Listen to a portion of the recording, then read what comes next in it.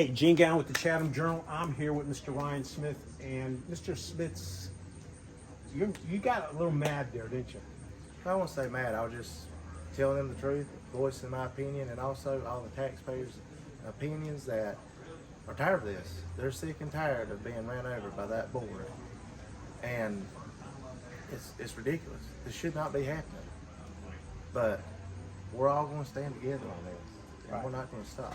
Let me ask you this. Let me interrupt. There are people watching that don't know exactly what happened. So can you go ahead and explain to them what happened? Well, what happened was Chatham County Schools has not done anything about bullying. And tonight, we all came together to stop that. Well, what prompted, when you said there was a specific incident that happened Well, with your what happened child? was that my daughter was bullied because she said to her everything was a Bible. So there were wasn't there like three things she was supposed to list, and one of them was the Art, Bible? Basketball, and her Bible. Okay. And so the teacher decided to go on and on and on, and whenever he could have just stopped it, to tell her that God's not real, to ask her about the God of the Old Testament versus the God of the New Testament, to compare God to a brick wall. Something that should never happen. So he compared God to a brick wall? To a brick wall. Because it's something you can physically see, something you can physically touch. So apparently he doesn't believe in gravity or oxygen. But also, that board doesn't believe in it either. Well, they would do something about this. No child should be bullied. If my daughter would not have been as strong as she was in her faith, there's no telling how things would have turned out. And you pulled your daughter out of school, haven't you? I pulled her out of there. And has Mr. Jackson or any of the school board? I think you might have talked to one school board member. Have any of them? What was their response to your legitimate concern? It's apologies, but then there's no action. And so they said that my daughter could go back to Chatham County Schools, but why would she want to go back with the bully still in the classroom? So nothing's happened to that teacher. Nothing has happened.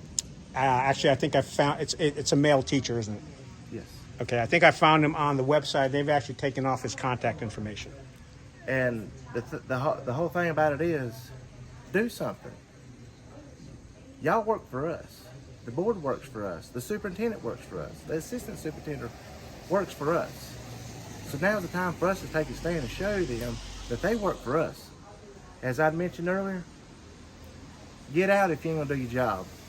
Because there's plenty of us that want to see children that have an advocate. And y'all are not a child's advocate.